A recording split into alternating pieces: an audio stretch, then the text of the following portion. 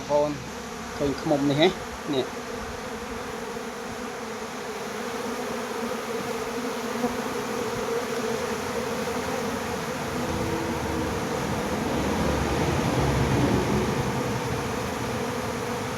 នេះវាមកតដើមទឹកវាស៊ី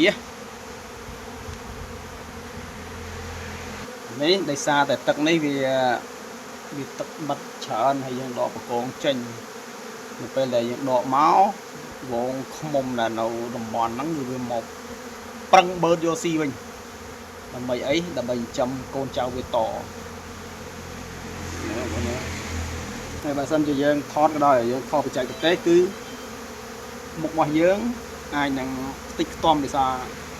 ឃ្មុំតិចណាបងមកហើយនេះវាមកចាប់ផ្ដើមមកបើក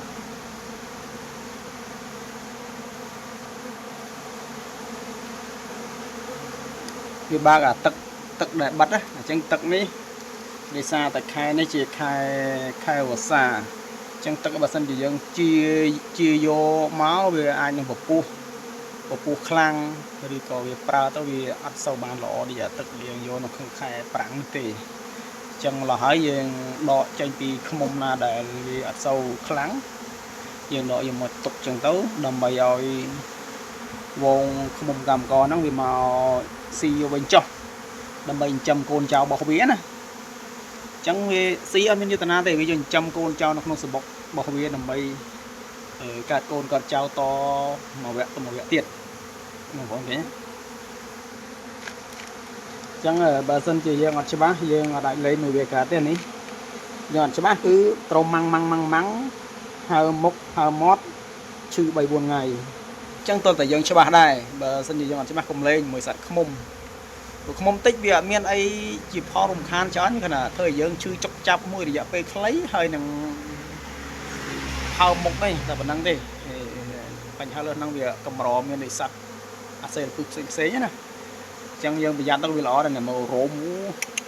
ម៉ែអើយឡើងស្ងួតជ្រើងហ្មងក្នុងបកគោហ្នឹងគឺលេងមានអីទេគឺស្ងួតចេះនេះមើល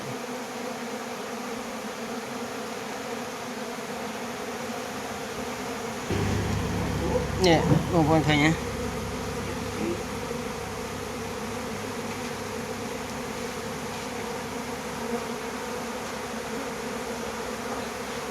មួយមកអូ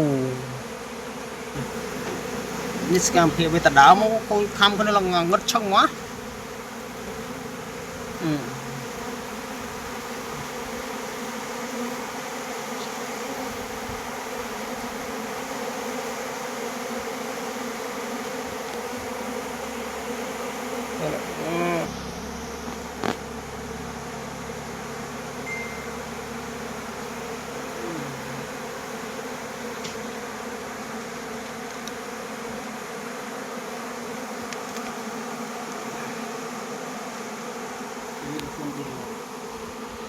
តែ3-4បកងញាក់សាច់ហើយអ្នកនេះអូនេះមិនមកជាហៀងណាទាំងសងខាងវារោមខំដដើមបរិសាវាអស់ទឹកដមហើយរដូវកាលនេះចឹងចង់គឺវាត្រូវសម្រុកប្រម៉ែប្រមូលទឹកពីបកងដែលនៅសេះសល់វាមកចិញ្ចឹមកូនចៅវាតជំនាន់ទៀតណាចឹងវីដេអូនេះគឺមានតែប៉ុណ្្នឹងទេបងប្អូនហើយយើងជួបគ្នានៅវីដេអូក្រោយបន្តទៀតហើយបើសិនជាបងប្អូនមានចម្ងល់ពាក់ព័ន្ធទៅនឹងវិធីសាស្ត្រចិញ្ចឹមឃ្មុំការផ្សោតទឹកឃ្មុំឬក៏បញ្ហាផ្សេងពាក់ព័ន្ធនឹងជីវកម្មទឹកឃ្មុំបងប្អូនអាចខមមិនសួរបានយើងផ្ដល់យោបល់ដោយមិនគិតកម្រៃហើយចង់បានពូជឃ្មុំក៏បានដែរយើងមានបរិញ្ញាហើយមានលក់ពូជឃ្មុំបាទអរគុណ